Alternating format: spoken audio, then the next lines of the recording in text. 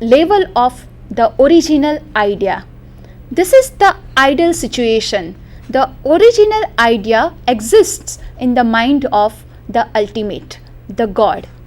Now, when a carpenter is making a wooden bed, he is imitating the original idea. He may not grasp all the dimensions of the ultimate truth. His creation may be one dimensional creation. So, his creation is not the original creation because it is imitation of the original idea. So, here he is copying the idea. Now, when we go to the next layer, next level, when a painter is painting a bed, he is copying the idea of the carpenter. So, painter's creation is twice removed from reality because he is imitating an art of the carpenter. Now, we go to the third layer. After seeing the painting, when a poet writes a poem, his work can be said that it is thrice removed from reality because he is imitating painter and painter is imitating the carpenter. So, poetry or other literary arts can be said that they are thrice removed from reality and they are not the real idea. They do not present the ultimate truth. Now, after this chart, we can say that the artist's bed is twice removed from the truth. The copiers only touch on a small part of things as they really are, where a bed may appear differently from various points of view, looked at obliquely or directly or differently, again in a mirror. So, painters or poets, though they may paint or describe a carpenter or any other maker of things, know nothing of the carpenter's art. And though the better painters or poets they are, the more faithfully their works of art will resemble the reality of the carpenter making a bed. Nonetheless, the imitators will not attain the truth of God's creation. Now, in this context, Plato writes that all art is mimetic by nature. Art is an imitation of life. He believed that idea is ultimate reality. Art imitates idea and so it is imitation of reality.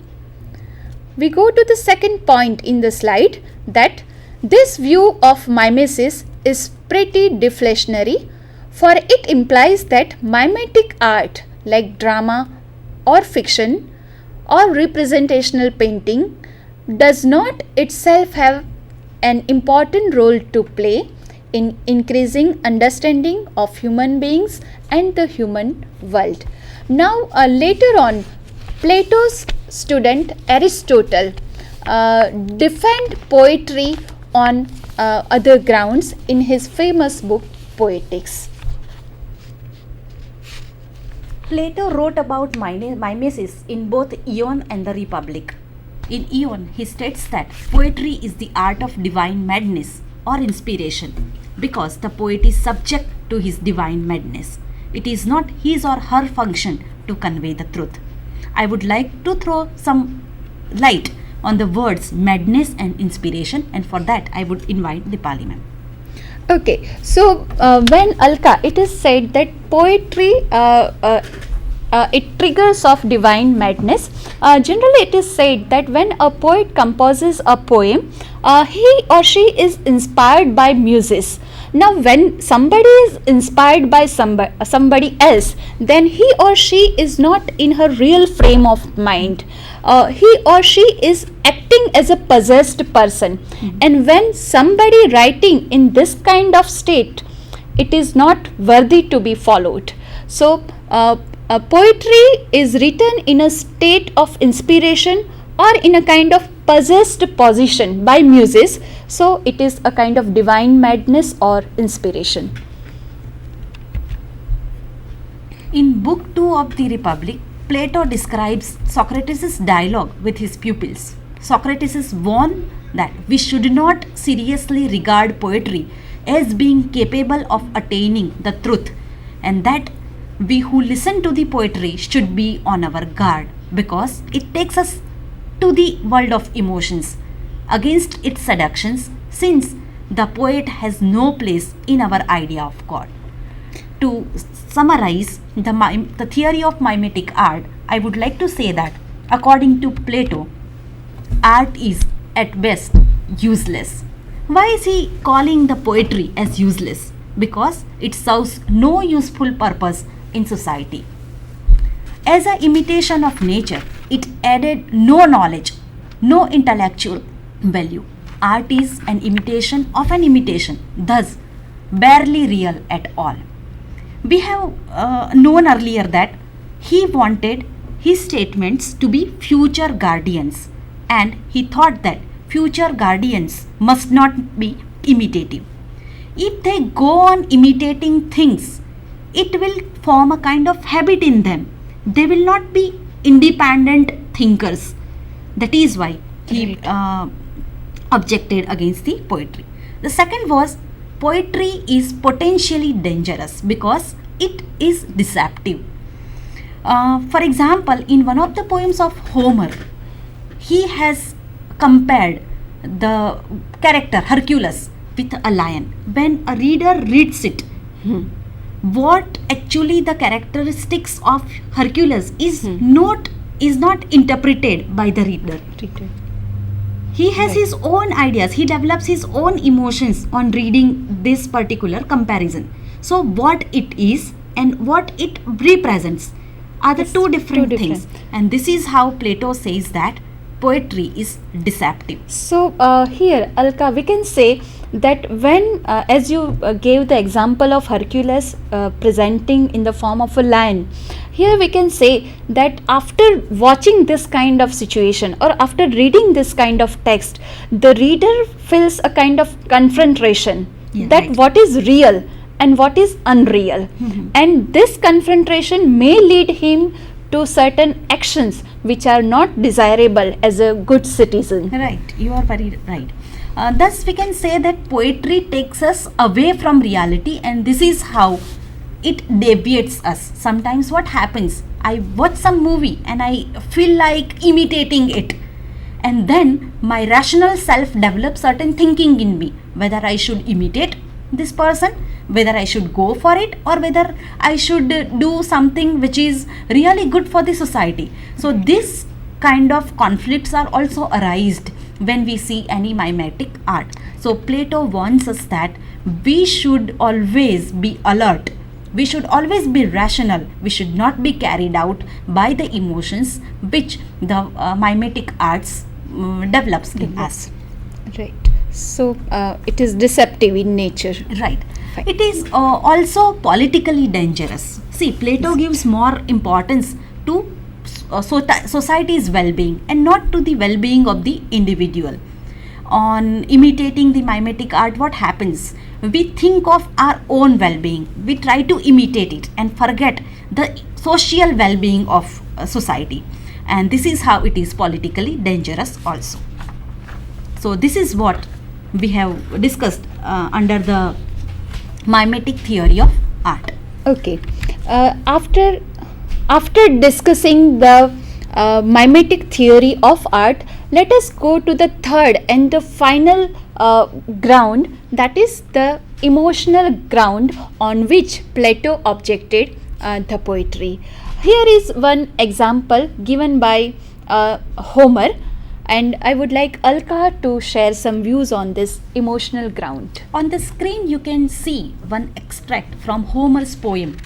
The poem reads like this: Rage goddess, sing the rage of Peleus' son Achilles, murderous doomed that caused the Achaeans countless losses, hurling down to the house of death so many sturdy souls, great fighter souls, but made their bodies carrion, pits for the dogs and birds, and the will of Zeus was moving towards it.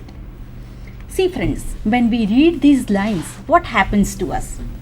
It triggers emotions in a person in the area of terror, nausea, and sense of revenge.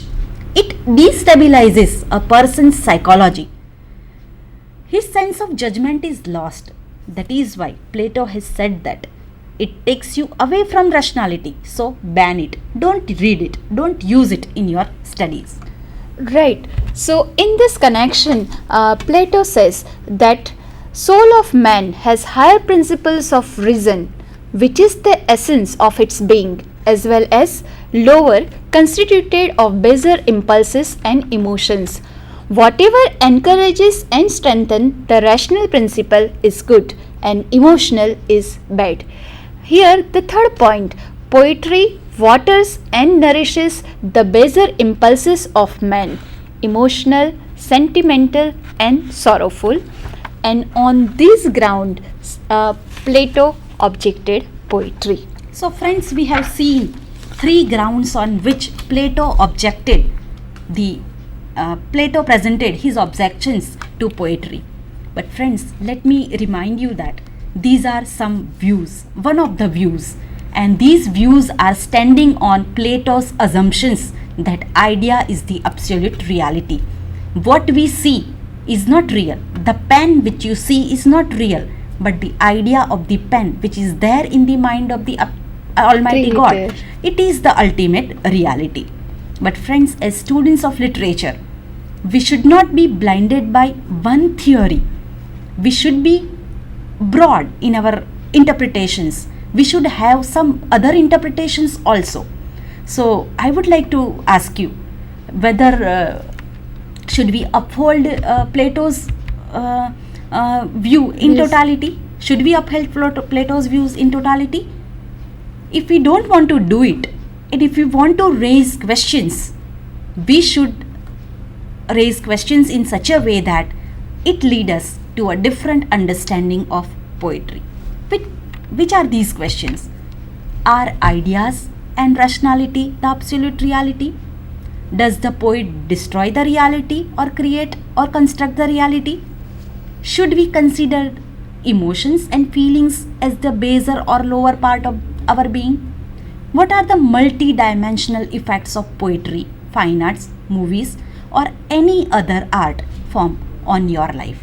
Friends, theories are theories.